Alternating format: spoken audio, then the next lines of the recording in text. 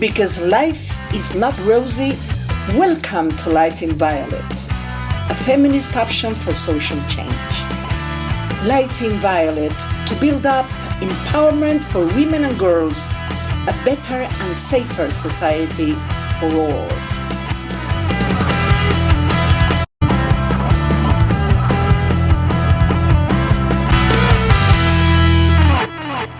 Hello, welcome. My name is Veronica Pereira. Welcome to this new emission of Life in Violet. We've been on air since 2018, and this is the second year, the second season of our version in English. We are talking about victories of women. And in our last edition of La Vida en Violeta, the version in Spanish, as I said, we spoke about the victories that women attained as patriots in Argentina and in Latin America against the colonial power, as social activists for justice, for victims of femicides, and also as politicians in electoral contests. Today, we are going to talk about individual and collective victories of women over poverty, domestic violence, discrimination on one hand, and also over sexism in civil rights, political power, and even science.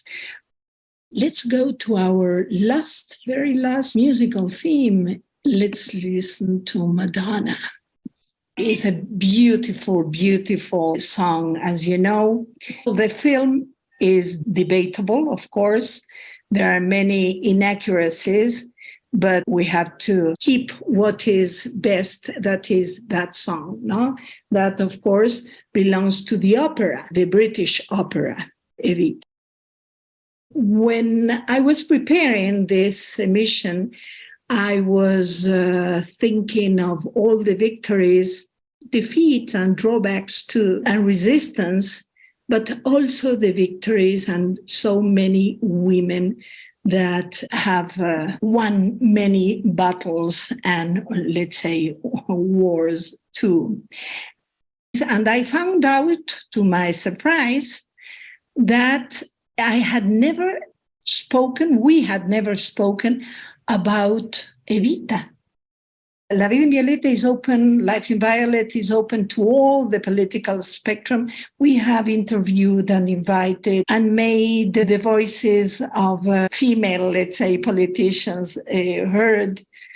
I have spoken about many politicians in the world and in Argentina, Alicia Moro de Justo, radical women, but I had never talked about EVITA, and that is really a serious injustice. Because she went, as I say here, from actress to leader of many generations of Argentinians. Her complete name was Maria Eva Duarte. She was born in 1919. Of course, she was better known as Eva Perón or EVITA. And she was, as you know, an Argentine politician, activist, actress, and philanthropist who served as First Lady of Argentina, much more than that, but we'll go to that in time. So she was the First Lady of Argentina from June 1946 to her death in July 1952. As the wife of Argentine President Juan Domingo Perón. She was born in poverty in the rural village of Los Toldos in the Pampas as the youngest of 5 children. In 1934, at the age of 15, she moved to the nation's capital of Buenos Aires to pursue a career as a stage, radio, and film actress. She met Colonel Juan Perón during a charity event at the Luna Park Stadium to benefit the victims of a terrible earthquake in San Juan that destroyed the whole city. San Juan is a province in Argentina, of course. The two were married the following year. Juan Perón was elected president in June 1946, and during the next 6 years, Eva Perón became powerful within the pro-Peronist trade unions, primarily for speaking on behalf of labor rights. She also ran the Ministries of Labor and Health, founded and ran the charitable Eva Perón Foundation, championed women's suffrage in Argentina, and founded and ran the nation's first large-scale female political party, the Female Peronist Party. So we're talking about individual victories and also collective victories of women. In 1952, shortly before her death from cancer at the age of 33, Eva Perón was given the title of spiritual leader of the nation by the Argentine Congress. Here we can see her in a tour in Europe with the Pope, because there are so many myths about Eva Perón, that she was anti-clerical. Well, here you can see her, that she was anti-Semitic, and you can see her here with Golda Meir. In fact, Perón was the first president that designated a Jewish minister. You see her with Franco, too, of course, with one of her famous dresses. She was very criticized because she was elegant as First Lady. You can see her in entering the Colón Theater, which is a very important theater in Argentina, with the diplomatic corps. She was really adored and worshipped by the people. Evita is said to have inspired the passing of progressive laws, like the law that stated that the children born to unmarried parents would not be referred to as illegitimate any longer, but as natural children. They would also have the same rights as the children born to married parents. We have to say that she is one of the 5 children of unmarried parents. Of Juan Duarte was her father's name.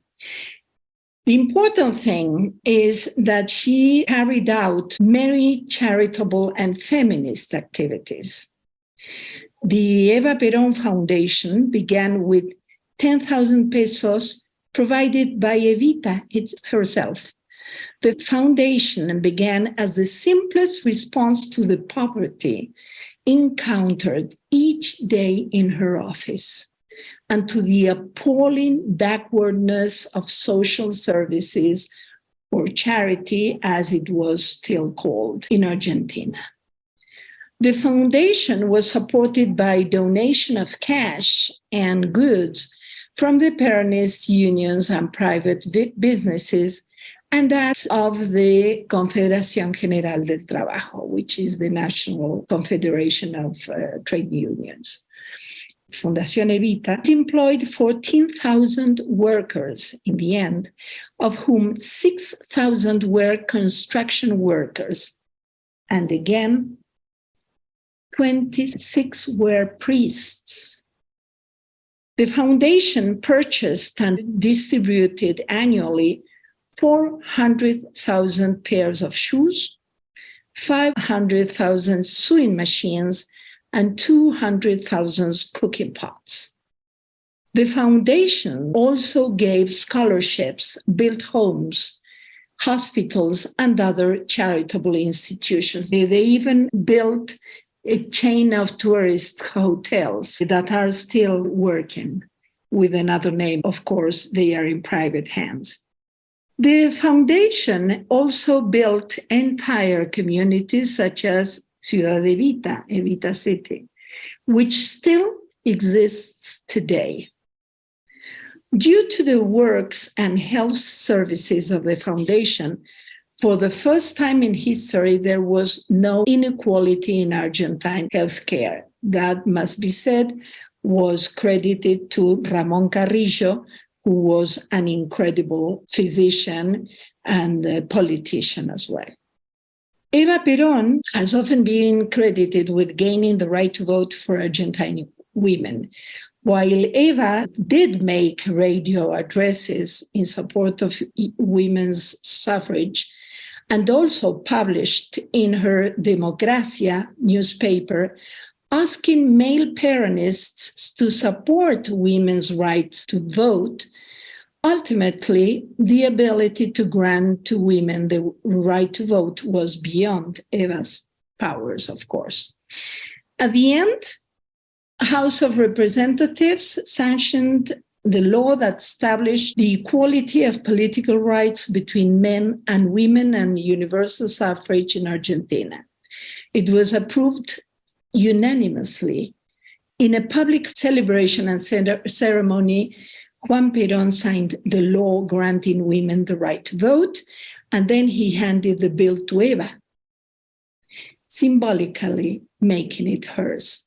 You can watch in YouTube videos where you can follow the debate, and you can see that Eva Perón, Evita, intervened in that debate and turned the vote in favor, of course.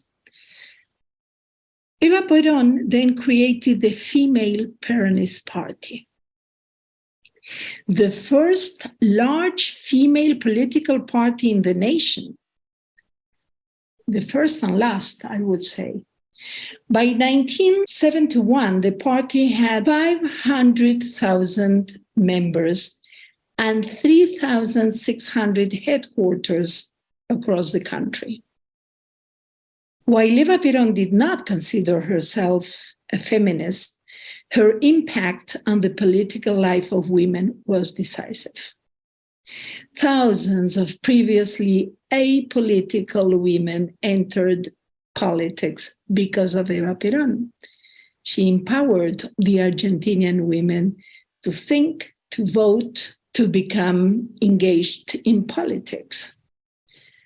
They were the first women active in Argentine politics.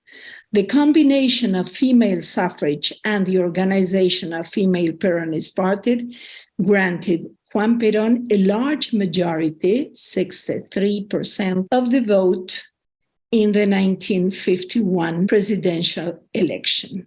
In 1951, Eva Duarte was chosen by her husband as a candidate for vice president. She declined the invitation, saying that her only ambition was that in the large chapter of history to be written about her husband, the footnotes would mention a woman who brought the hopes and dreams of the people to the president.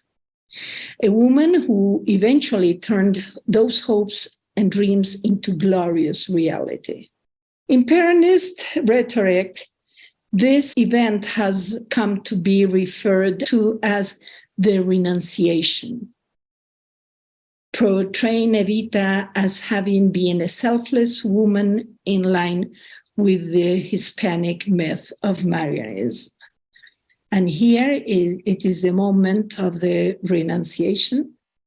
She is so weak that she has to be held, and she was extremely ill. The crowds were crazy, asking her to be a candidate, but she declines the invitation of the people of the political party. She is really moved because she knows she's dying. A few months after the renunciation, Evita died on the 26th of June, 1952. Radio broadcasts throughout the country were interrupted with the announcement that it's a very sad duty to inform the people of the Republic that Mrs. Eva Perón, spiritual leader of the nation, died. Popular grief was overwhelming. The crowd outside of the presidential residence where Evita died grew dense, congesting the streets for 10 blocks in each direction. For the following 2 weeks, lines stretched by many city blocks with mourners waiting hours to see Evita's body lie in state at the Ministry of Labor. I have to say that her body was involved by Dr. Ada, a Spanish doctor. But in 1955, a military dictatorship took power, and the new authorities removed Evita's body from display, and its whereabouts were a mystery for 16 years. Evita's body was buried in a crypt in Milan, Italy, under the name of Maria Maggi.